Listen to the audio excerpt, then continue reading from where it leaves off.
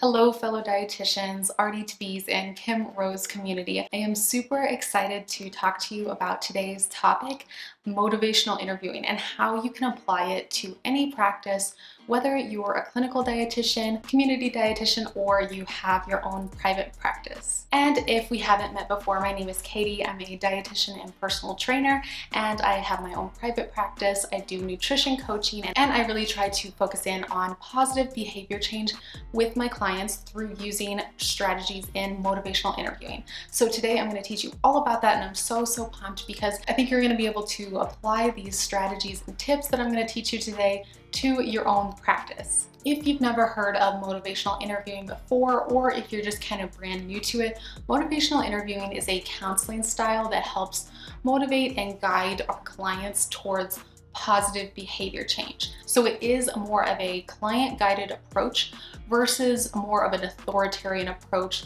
As the clinician or coach, you're guiding your client into change using open-ended questions, affirmations, and reflections, and so much more. And don't worry, we'll get to all that. And one last piece of housekeeping before we start today.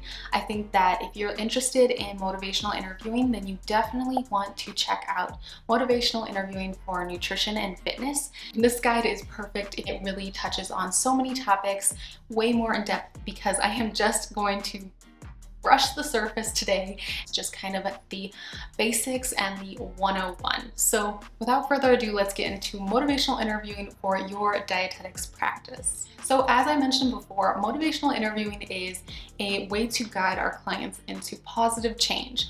And one acronym you'll hear all about when you are learning more about motivational interviewing, and one that's applied all the time, is OARS. So that is what we're going to cover today, starting with O. So the first piece, O, stands for open-ended questions. So in nutrition coaching, whether you are working with a client one-on-one in person, or you are doing virtual coaching, text-based coaching, any of that, you want to make sure that in the conversation you are leaving with open-ended questions. The reason for this is that when we use close-ended questions, it tends to shut the client off and tends to make the conversation a little more stagnant. We're not getting the details that we want. We're not digging deep, which is what we really want to do when we are coaching. This really gives them the autonomy to answer honestly and to, again, answer in more detail, because we really want to uncover the reasons behind their hesitation for change, any of the barriers to change, or what's going on in their life, because let's be honest, that's what really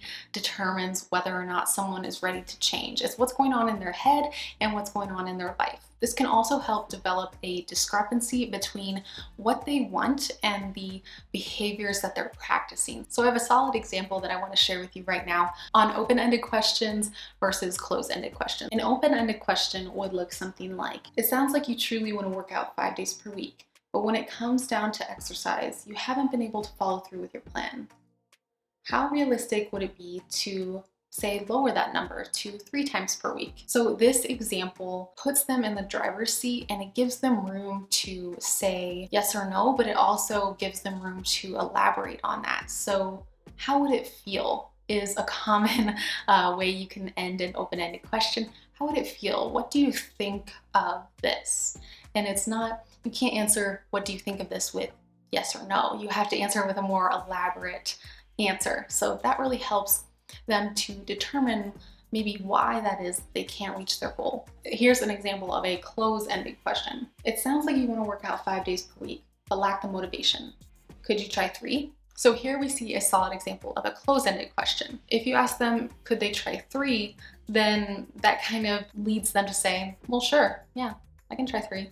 Or no, I want to try 5. You see, it doesn't really give them room to elaborate. So I really think that open-ended questions are such a valuable component of MI, and you want to incorporate them as much as possible. In fact, if you catch yourself giving a yes or no question or a close-ended question, I encourage you to maybe correct yourself, or just next time put a mental note in your head that you want to change that and kind of reframe it into something that can be more open. Because I promise you, any question that you make, you can make it an open-ended question. Of course, there are exceptions as well, and that's talk for another day. But as far as open-ended questions go today, that is like the most important thing that you can really start doing in your practice, is leaving those questions open and inviting them in to share more. So the second piece of ORS is A, which stands for affirmations. Now, affirmations are something that you've probably heard of a lot in like mindfulness meditations and mantras, and that's something that we want to use a lot in motivational interviewing.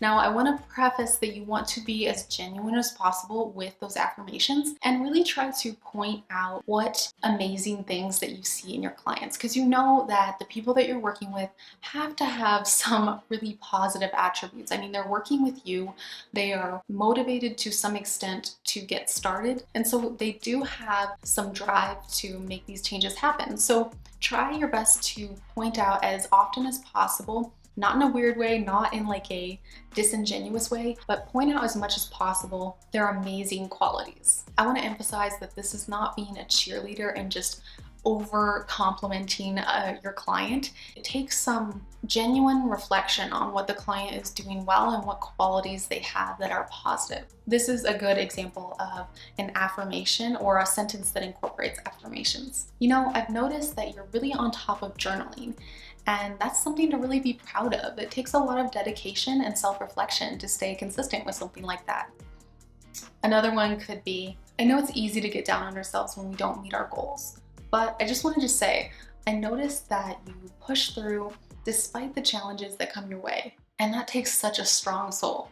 We don't always get the compliments and the affirmations that we desire in everyday life. Hopefully we do, but sometimes we don't. And so I think getting it from your coach is just such a valuable thing, and it's a valuable part of lifting someone up and inspiring them to change, because you're building their self-efficacy. You're building their belief in themselves. Just a side note with this, you also want to make sure that you are expressing genuine empathy for their situation. So maybe it's something that wouldn't necessarily happen to you, or maybe, you know, you never miss your workouts and your client just cannot get their workouts consistent for the life of them.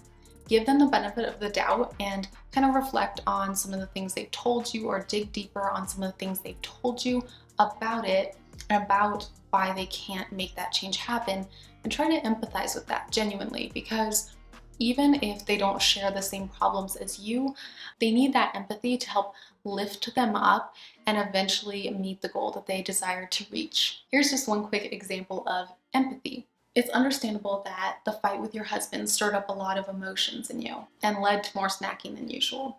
We can't always control having fights, but I'm curious how you practice self-kindness and self-care when different stressors in life occur. So I really want you to note there that I expressed empathy and kind of touched briefly on a very personal matter in their life, fighting with their husband, but I stayed within the scope of health and nutrition and didn't go outside of my scope that was like more of the therapist's role, where they would dig deeper into the fight itself. You want to focus on how that fight impacts their eating habits, or how it impacts anything that's health and nutrition related. So we want people to stay in their lane with health and nutrition, so we also have to stay in our own lane.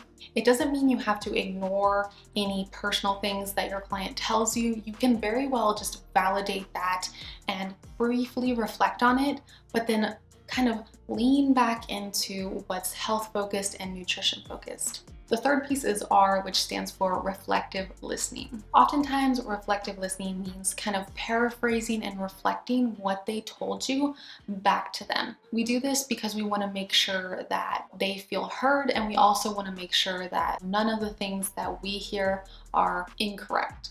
I want to emphasize too that this doesn't just mean that you parrot back everything that they tell you word for word. You want to find a way to reframe it. You also want to look out for the underlying emotions that are within that message. Two clients can say the exact same message, but they could mean two different things based on the tone of the message. So let me just give an example of reflective listening. So for example, a client tells you that they want to work out 5 days a week and they're really passionate about that goal, but they just can't seem to make it happen because of school and different things that are going on in their life. They just have such a busy schedule. So you might reflect back at them. You're really determined to fit in exercise, but given your busy schedule, working out 5 times per week would just be unrealistic.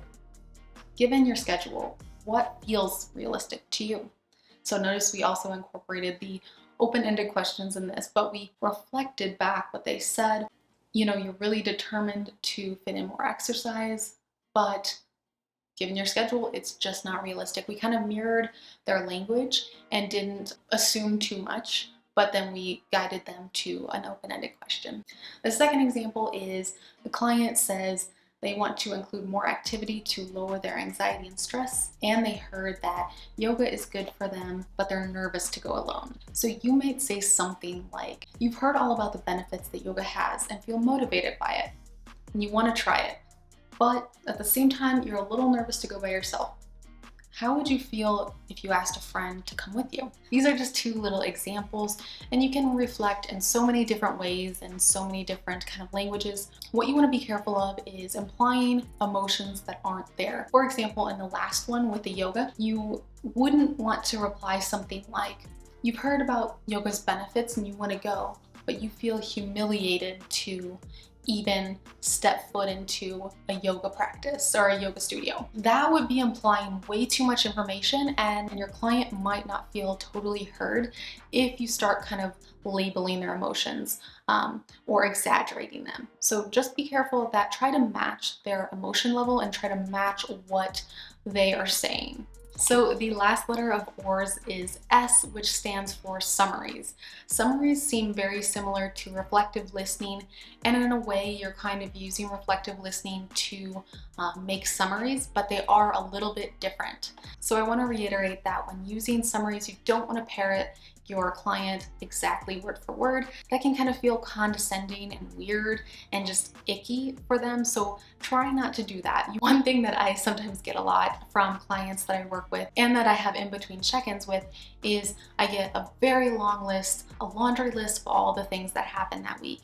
And sometimes it can feel really hard to know where to focus your energy on with the client when they give you so much information. A lot of information is great, but sometimes when it's very unfocused, it's hard to move forward. So this is why summaries are applicable, and you don't want to do summaries every single message. You just want to do it when it applies something like that, like when you have a laundry list of things that your client wants to talk about. So here's an example. One way we often start off these summaries is by saying something like, let me see if I have this right. By prefacing with that, you are about to go into kind of the highlights of what they said.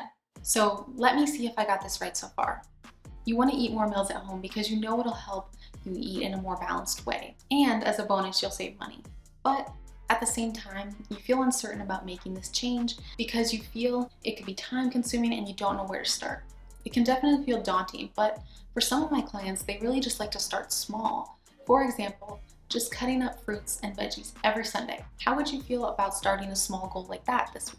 That is just one tiny example, but again, it's such a valuable thing when either you're kind of confused on what the client might actually want to focus on, or you're confused on what they're saying. You can kind of be like, hey, I'm hearing this, tell me if I'm right. Don't be afraid to say that, because if we interpret our client wrong and kind of run with it, it can kind of mess with the rapport that we built with them because, again, they felt unheard.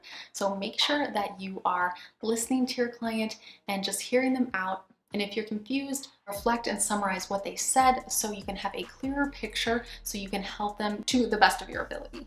So I appreciate you so much for hanging out with me today. If you'd like to learn more about this topic, I do have a video on my own channel that is all about SMART goals, and that is another big component of motivational interviewing that you might want to learn more about if you're interested in motivational interviewing and nutrition coaching for your clientele. Let me know if you have any questions in the comments section below, and thank you so much to Kim for having me as a guest on the channel. I appreciate it so much, and I'm so excited to always be able to work with you. So I'm gonna pass it back off to you. Bye guys.